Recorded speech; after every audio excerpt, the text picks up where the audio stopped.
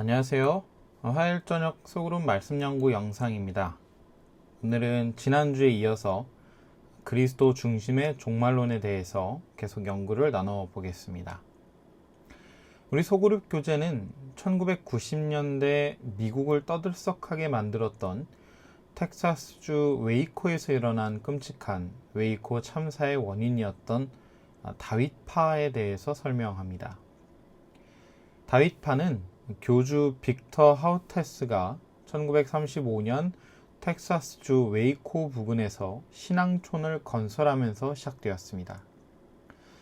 다윗파가 다른 교회들과 달랐던 것은 교주인 빅터가 예언에 대해서 아주 깊이 빠져 있었기 때문이었습니다. 그는 다니엘서, 이사야, 에스겔, 스가랴, 요한계시록을 비롯한 선지서들의 관심을 가지고 있었고, 자신만의 종말론에 빠져 곧 예수께서 재림하시는 날이 올 것이라고 신도들에게 가르쳤습니다.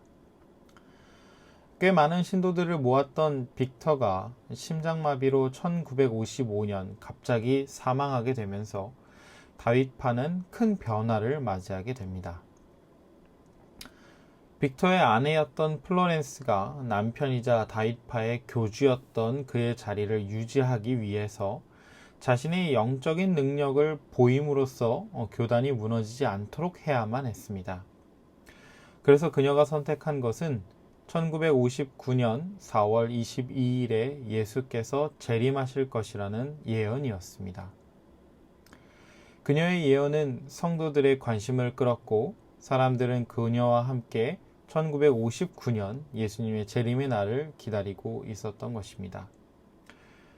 그러나 아무 일도 일어나지 않았고 이로 인하여 실망한 성도들은 결국 모두 흩어지게 되었고 50여 명 남짓한 골수 추종자들만 웨이코에 남게 되었습니다. 문제는 교주였던 지도자가 사라지면서 점차 그들의 신앙이 극단적으로 바뀌었다는 것입니다.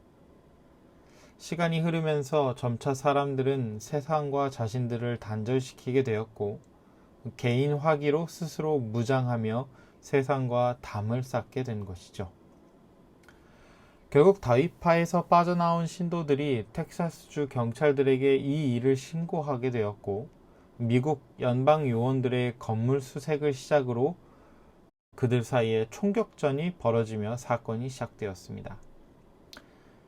당시 뉴스를 찾아보면 워낙 오래전 일이라 다윗파와 연방 경찰 간에 누가 더 잘못했는지는 정확히 알 수 없지만 이 총격전은 결국 다윗파가 몸을 숨기던 건물에서 화재가 발생하며 90명 가까이 되는 인원이 사망하면서 사건이 종결되었습니다.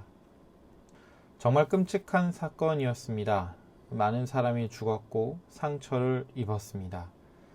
지금까지도 극단적인 종말론에 빠진 그리스도인들이 얼마나 위험한지에 대한 대표적인 사례로 아직까지 남아 있습니다. 그럼 우리가 이 사건을 통하여 기억해야 할 것은 도대체 무엇이 다윗파를 이렇게 공격적으로 만들었는가, 그리고 우리는 무엇을 주의해야 하는가입니다. 옛말에 쥐도 궁지에 몰리면 고양이를 문다는 말이 있습니다. 이 말은 즉 아무리 약한 존재라도 자신의 생명이 위협받는 순간이 되면 상대가 누가 되었건 공격한다는 것이죠. 이것을 단순히 공격성이라고 할 수는 없고 자신의 생명을 지키고자 하는 생존에 대한 본능이라고 볼 수 있습니다. 동물뿐만 아니라 사람도 마찬가지이죠. 살아있다는 것은 엄청난 것입니다. 살아있기에 할 수 있는 놀라운 일들이 있고 다시 되돌릴 수 없는 것이 죽음이기에 사람은 누구나 살고 싶어 합니다. 그래서 자신의 생명을 위협받는 순간이 오면 사람은 자신도 모르게 초인적인 힘을 내기도 합니다. 여기서 반대로 생각해 보면 그만큼 생명의 위협을 받는 존재가 가장 무서운 사람이 될 수도 있다는 것을 알 수 있습니다. 그런 사람이 가장 무섭고 그렇기에 가장 조심해야 하겠죠. 이처럼 사람을 한순간에 무서운 존재로 만드는 것이 바로 마지막, 최후, 죽음, 종말인 것입니다.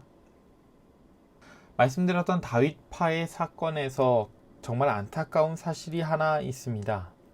바로 이 다윗파를 세운 교주였던 빅터 하우테스는 재림교인이었다는 것입니다.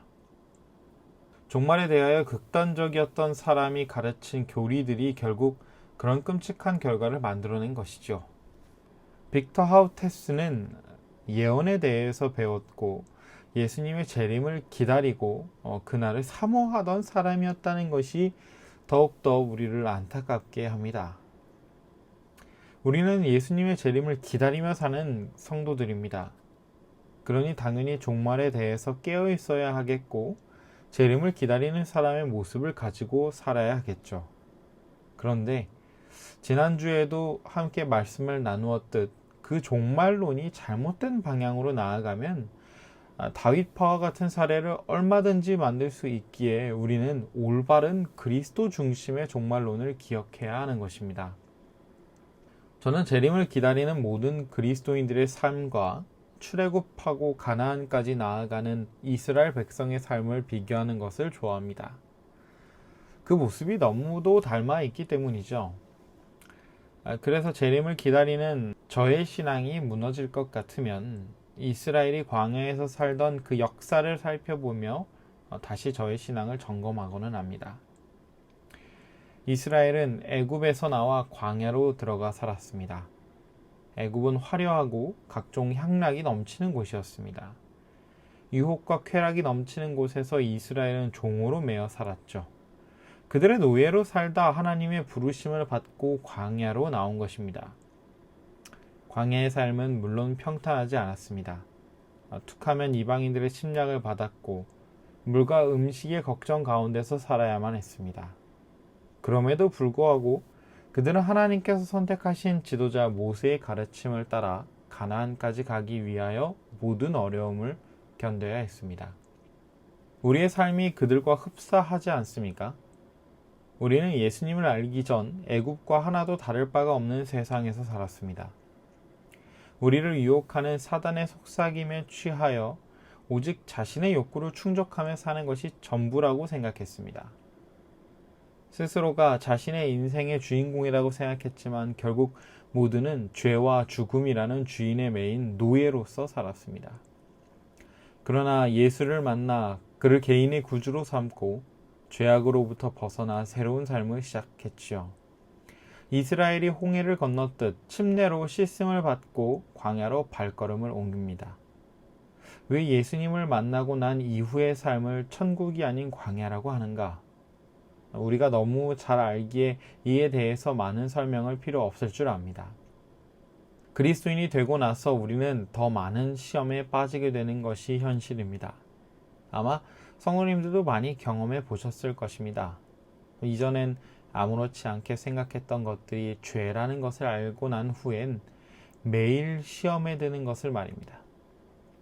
우리는 광야에서 살고 있습니다. 오직 가나안인 하늘나라만 바라보고 말이죠.